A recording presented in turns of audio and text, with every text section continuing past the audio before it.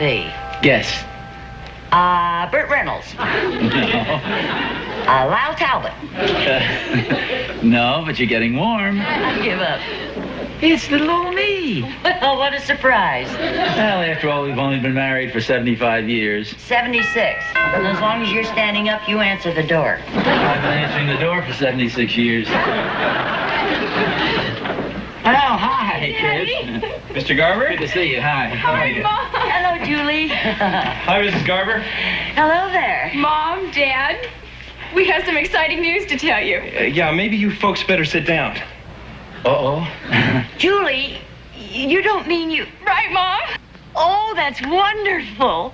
And then wait a second. Our daughter comes home pregnant, and you say it's wonderful? Daddy, I'm not pregnant. Oh, you mean you too? Right. Hey, that is wonderful. Oh, I'm so happy for you. Fred, break out the champagne. They're getting married. Oh, wait a second. You better break out the beer. We're just going to live together. Live together? No. What kind of an arrangement is that? Well, Daddy, you always said that the only thing that was necessary was that two people love each other. Didn't you mean it? Well, of course I meant it. Well, frankly, Mr. Garber, we just don't see any reason to get married. And if we ever do find a reason, we can always get married. There are lots of reasons for getting married. Well, hurry up, Fred. Name one. Well, for one thing, it's the respectable, civilized thing to do. Suppose you get pregnant. I'd probably have a baby. There must be something married people have. Sure, fights. They also have a commitment to each other. Well, we have a commitment to each other. Yes, but not the way we do. It's not a legal commitment. Look, your mother and I are pretty happily married, right? Of course you are. Well, what would you say if I told you that one time about 9 years ago, our marriage was pretty shaky? In fact, your mother almost walked out on me. I can't believe it. Well, it's true. It's just a silly misunderstanding. See, I had to go out of town on this business trip. Well, you kids don't want to hear about this, do you? Yes, I do. Oh, so do I. Yeah, I'd kind of like to hear it again myself. Well, I was staying at this motel. It was kind of a warm night, and I'd left the door open. Didn't they have air conditioning? Yeah, I guess they did. Oh, I remember now. I went down the hall to get a Coke. That was it. And I'd left the door open, and the stewardess happened to be passing my room, and my phone was ringing, and I guess she must have thought it was her room or something. Anyway, she answered it, and it was your mother calling. At 2 o'clock in the morning. 2 o'clock in the... No, it was only about 10:30, wasn't it? It was 2 o'clock. Well, anyway, when I got back with the Coke, I tried to explain to your mother, and she hung up on me. And when I got back home the next day, I had an awful job convincing her of the simple truth. Well, the point I'm trying to make is if your mother and I hadn't had a legal commitment, if we'd just been living together, she would have walked out on me. But by now, she's forgotten that anything ever happened. Not that anything did happen. Well, what do you kids think? I hate to say this, Mr. Garber, but I don't think I would have believed you either. That was all settled years ago. I mean, don't you think it'd be much better to do this the right way and get married? I really don't, sir. Daddy, don't you see? This is a whole new generation with a whole new set of rules. Please, won't you give us your blessing? Well, consider yourselves blessed. Oh, thank you, Daddy. I might as well get out the champagne. I think I'm going to need it.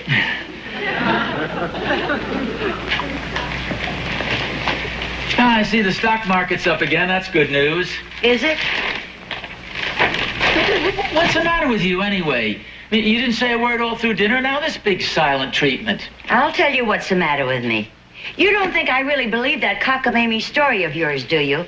I've got news for you. I didn't believe it then, and I don't believe it now. Whether you believe it or not, the story is true. And you never saw the girl before in your life?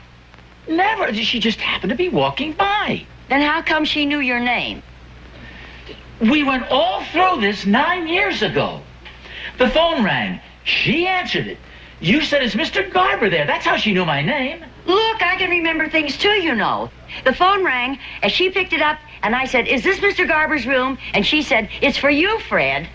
What I want to know is, how did she know your name was Fred? I don't know. There are lots of guys named Fred. Besides, suppose she did call me Fred. Lots of people do that when they don't know somebody's name. It's like I do with Charlie. Now, how many times have you heard me call a waiter or somebody, could you come over here a second, please, Charlie? Never. Never in all the years that we've been married have I ever heard you call a waiter Charlie. Oh, no. What about that little short guy that always waits on us over at the club? Well, that's different. His name is Charlie. There, you see? Look, Fred, I want you to stop this nonsense and tell me the truth. I want you to admit that the whole thing was a big lie. And that'll be the end of it? That'll be the end of it, right. Okay, I admit it. The whole thing was a big lie. I had an affair with this girl, and I made up the whole story. Now, does that make you happy? I knew it. I knew it all along. I should have walked out on you 9 years ago. Oh, hi, kids. Mom, Dad, is something the matter? You tell them, Fred. Your mother and I are getting a divorce. You and Mother? Oh, you can't be serious. Yes, I'm afraid so. We just came from the lawyers. We've been working out all the details. But you can't do this. You're my parents. I don't want to leave a broken home. Well, I'm afraid you're going to have to. I'm late for work.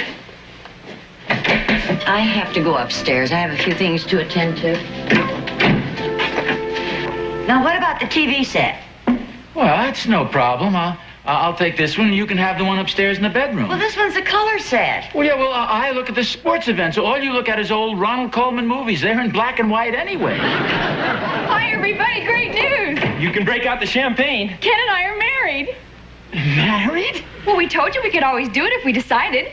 Well, we decided. We ran down to Mexico. Oh, Julie. Thanks, Mr. Garber.